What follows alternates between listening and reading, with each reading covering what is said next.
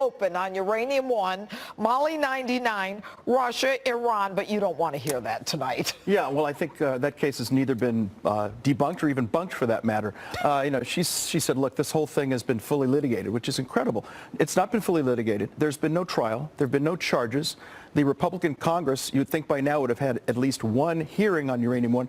That's not happened yet. Why do you think they didn't? Now, back then, when the Republicans objected, and it was Peter King and Elena Ross-Liaton, and they were like, wait a minute, you can't sell uranium to Russia, and they were poo-pooed. Who was the speaker at that time? John Boehner. That's right. Okay. John Boehner, yep. So doesn't it make sense to you that because they were objecting to it and they were on House Intel and Foreign Relations, I believe. So why would Boehner not be interested in doing an investigation?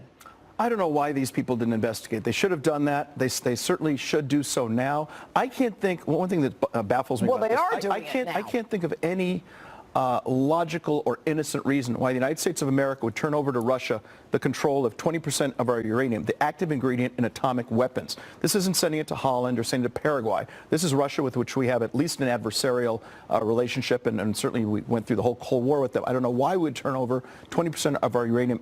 I can't think of an innocent explanation for this. Well, there isn't and one. I've not it's heard for that. cash. I've not heard it's and you for left cash. out the big piece. Yes. The Clintons got $145 million in donations to the Clinton Foundation. And that's what we're aware of. Who knows what other cash? And maybe there's even more. Go ahead, Greg. 3 people knew back then, covered it up, kept it secret, didn't tell Congress. You're talking and their names about are Robert Mueller, Rod Rosenstein, and Andrew Weissman, the 3 people who are now investigating Trump-Russian so-called collusion. Stop.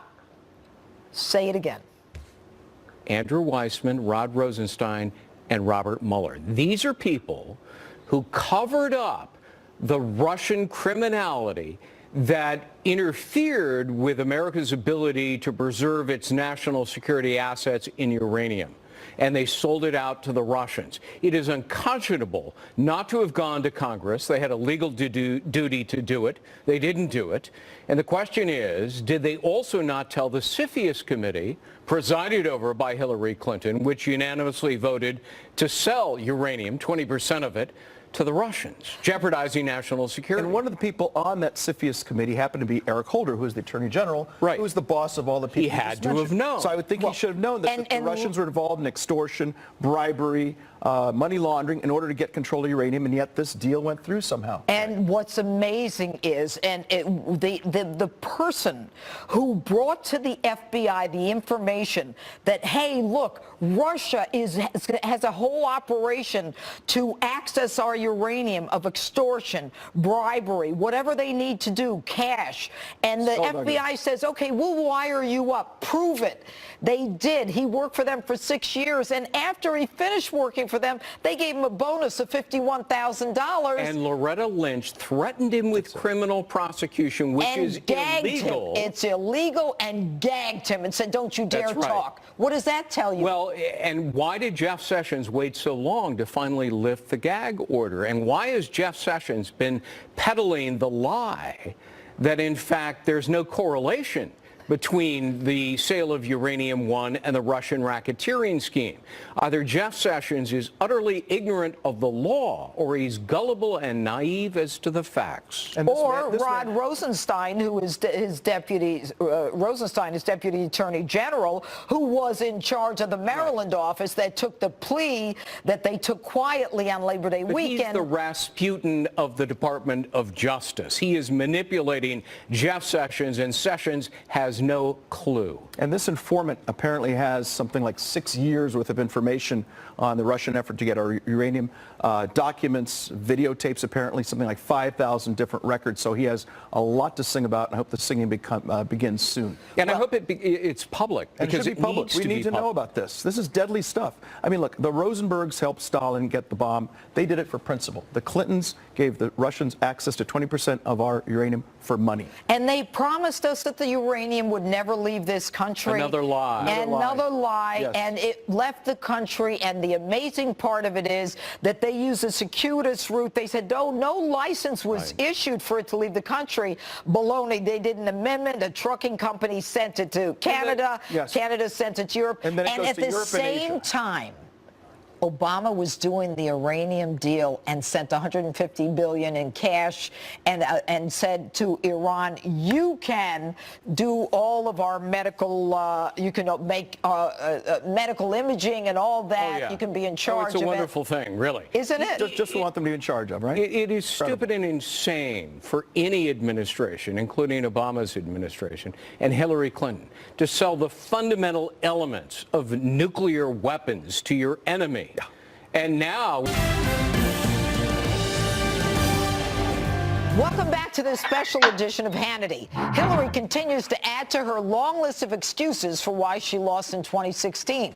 In her interview with Hugh Hewitt, Clinton pointed the finger at President Obama and even the mainstream media. Listen to this.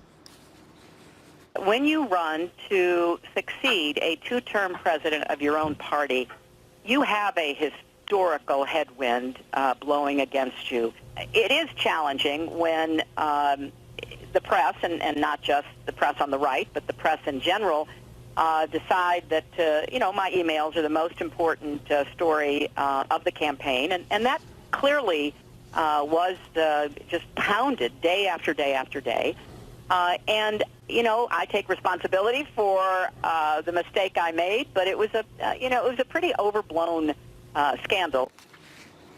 Meanwhile, former Obama cabinet member Kathleen Sebelius is slamming the Clintons for their many attempts to cover up and attack those who accuse Bill Clinton of sexual misconduct. Watch this.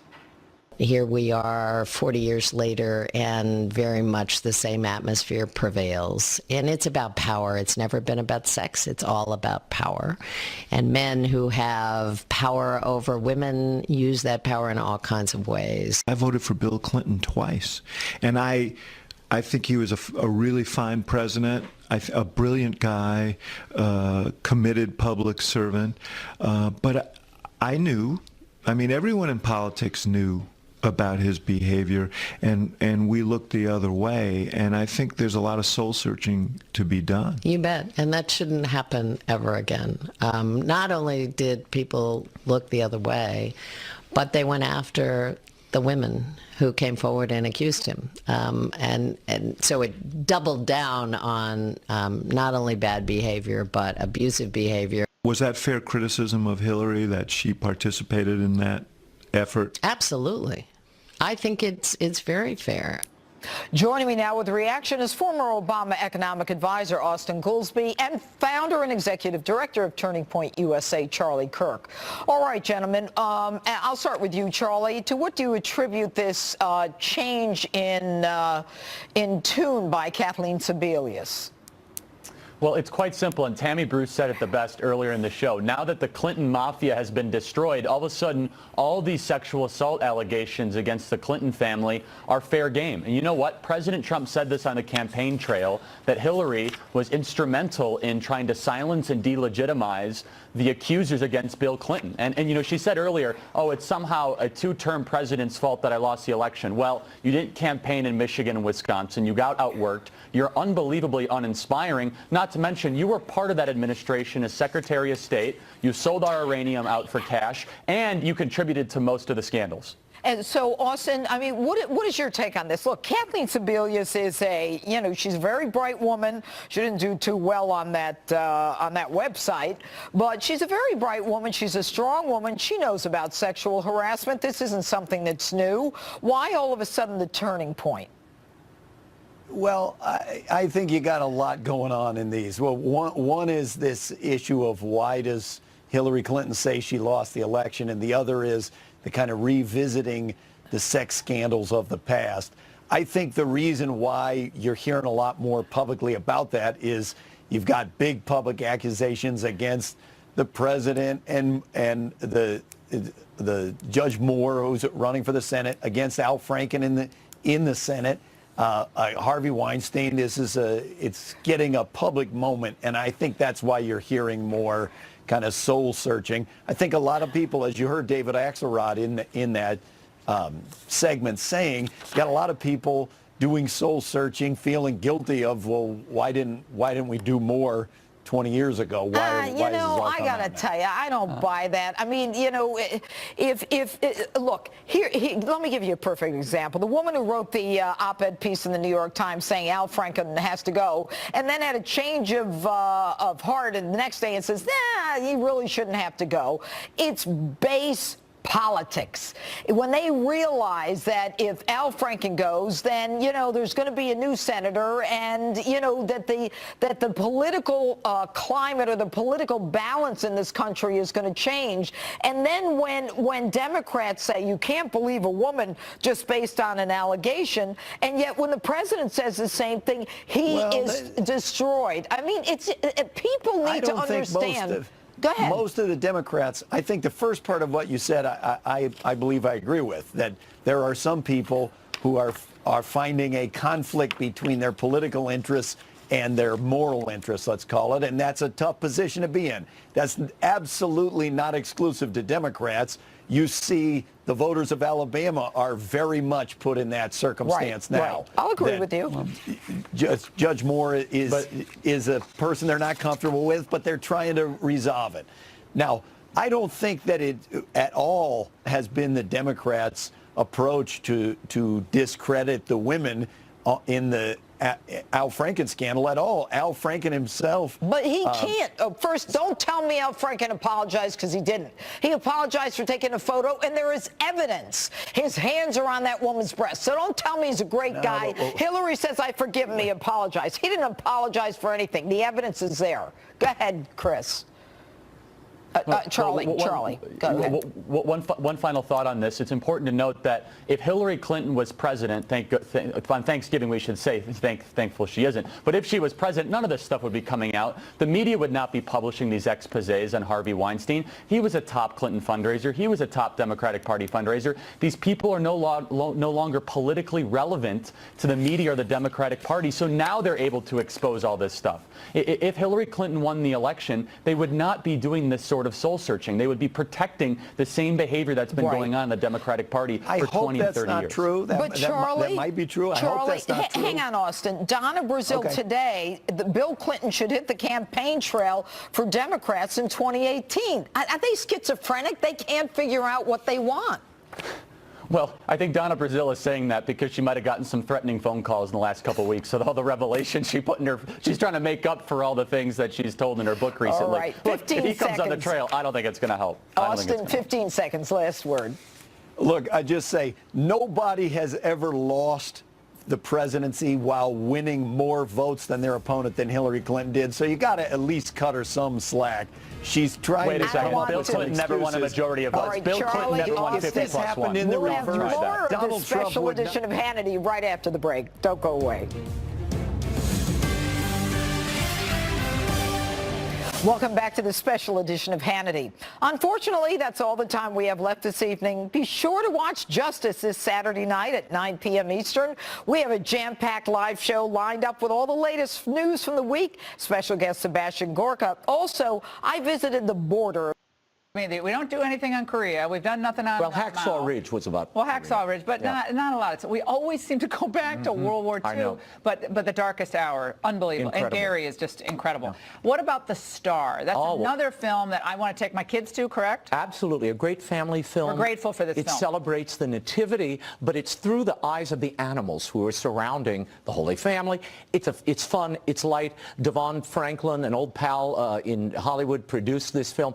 Everybody from Oprah to Patty Heaton to Tyler Perry lend their voices here. It's a lot of fun. And by the way, the funniest movie of the season, it's a little offbeat. It's not for everybody.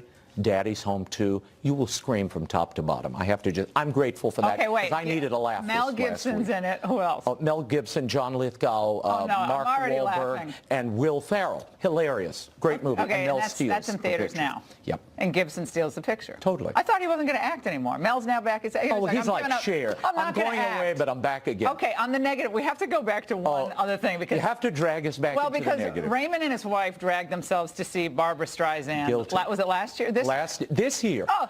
She did 13 concert stops on a tour. and it's now on Netflix. Okay, first of all, Barbra Streisand said she was retiring. What was it, 10 years ago? She's never going to perform. It's like the going out of business sale for the Oriental Rug stores all over Washington. We've lost our lease, going out of business, last chance now, and then 6 months later, they're still there. Well, so she's still performing. Is this really it for her? She claims this is her last concert tour, There and you she know is. what? Thank the Lord for that. I'm thankful for that. You will now, Netflix subscribers will now be able to see what it cost me $500 to learn. That even legendary voices and talents sometimes market are sleepwalking, and when the legend exceeds the passion, it's not worth the ticket price. This is a sleepy thing. I mean, she goes through the motions of the music, but it's almost like she's preening, and like we should be thankful that she That just she's showed even walking up on right. stage. But no passion, no connection with the audience, cold as ice, and you'll see that in the So Netflix special. So has funny girl just become tired girl? Is that it? Jaded girl. Jaded And is girl. it people who need My money. retirement? Yeah, Yes, that's okay. what. Well, we got no, it. All right. it's now, one to now skip. we have a lot to be grateful for the performers, sadly, that we lost this year, and there's so many. It seems lot like of the them. end of every year, you can't believe all the people you've lost. But some of them, Fats Domino, Glenn Campbell, Tom Petty. We'll hear a little from them.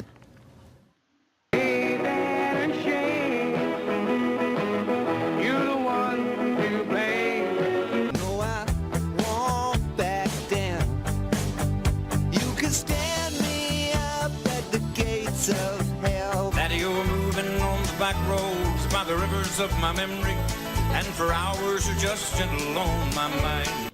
Now, each of them in their own way, different genres, although Tom Petty was a big fan of Fats Domino. Right. Of course, the Beatles love Fats Domino. The Rolling Stones. And, of course, we have to say to Raymond, New Orleanian. New Orleanian, Okay, yeah, Fats a Domino. fellow New Orleanian who never left town. He was a humble man, lived in a little place. It got flooded out in Katrina. He rebuilt it. He stayed in New Orleans his whole life. I believe he never read music. He was, it's all by ear. And a joyous performer. He's the anti-Streisand. I saw him as an old man. He was playing it. It was like it was 1954 again. Amazing.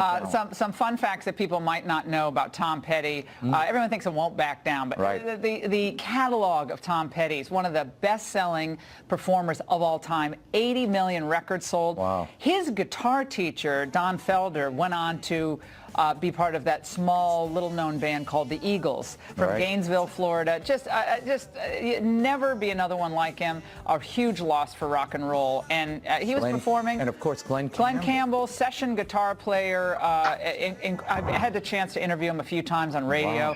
Wow. He had a lot of struggles in his life. He did. He talked about his demons, drinking, problems, of course, in his personal life. He was a sessions guitarist for Sinatra, Nat King Cole, everyone. Elvis, everybody. But those three men really capture the 50s, 60s, 70s, and 80s. And 90s. Left a And huge now Tom Petty went to 90s, Right. still performing. Of course, he played with Traveling Wilburys, Roy Orbison, Jeff Lynne, and George Harrison. I mean, this is you don't Big get much talent. bigger than that group. We also lost some giants this year in the world of acting and film. Martin Landau, John Hurt, Sam Shepard, one of the great American playwrights, although Raymond will disagree with me on that. A little bit. Comic legend. And let's talk about Don Rickles and Jerry Lewis. And Jerry's real name, of course, was Joseph Levitch. Yep, and you interviewed him. I interviewed him a number one of of the times. last times, and I asked him about Joseph Levitch and how he referred to himself in all those films that we all love and know. Let's watch. Watch this. When you're talking about what you did, particularly the characters you played, you often refer to that person as the idiot. The idiot, the kid. The silliness of the kid built tremendously important, serious work. The silliness of the kid created great work. And Raymond, he was performing up until the age of 80, 84. He was still performing right up until the end. And, you know, people forget, Jerry Lewis created video assist. If you go to any film set, any television set today, you'll see video assist. It's the video playback they can play it back right after the take. Jerry Lewis created that in the 50s so he could watch himself and direct his own movies. Of course, his work on MDA, millions of dollars raised for those children, an incredible legacy, and what a great guy. and finally we lost, of course, as I said, Don Rickles. Oh. I am Merchant of Venom. the Merchant of Venom, the one person I really wanted to interview. I never had the chance. Too. It's one of my great regrets. Here's just a bit of his genius.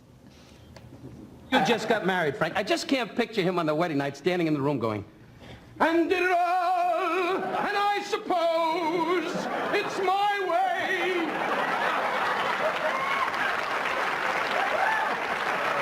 And Barbara, his wife, is going, Frank, when you get a minute. He always went right in for the kill. Oh, on no. that. Like with Raymond, when he walked out on stage, just take us back. He'd walk out on stage. He'd always go to the front row, and he'd say, You'd find the fattest person in the room. The fattest person What in the you room. doing there, Tiny? Who's that with? That the wife? Oh, she, ugh. And he'd do the whole routine, insult everybody. Oh, no. 20 minutes of improv insults.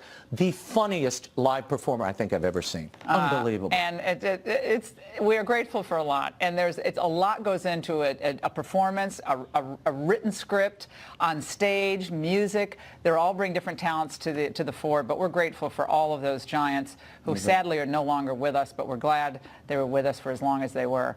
And Raymond Arroyo, happy Thanksgiving to you and your family. I'm grateful to be here and to complain about Barbara Streisand and get a little bit for my $500. People who need to get over it. Need to get their money back. Up next, why President Trump's critics should be eating a big slice of humble pie tomorrow. And later, my Fox colleagues will offer you tips for surviving that political fight around the table.